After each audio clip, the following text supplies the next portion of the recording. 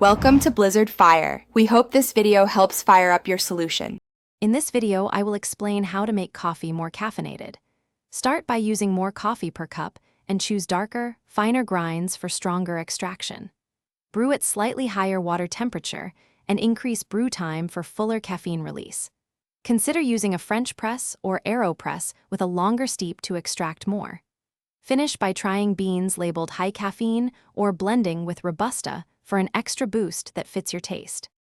Use a precise scale and start with 18 grams of coffee per 300 ml water and adjust to taste. Finer grind increases surface area and speeds extraction, so dial it carefully. Adjust dose upward for more strength or try a 25% increase for noticeable effect.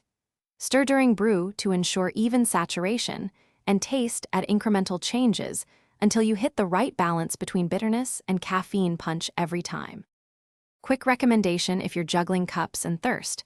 The Owala water bottle keeps cold drinks cold and is easy to sip between sips of coffee. If you're finding this video helpful, please subscribe and like.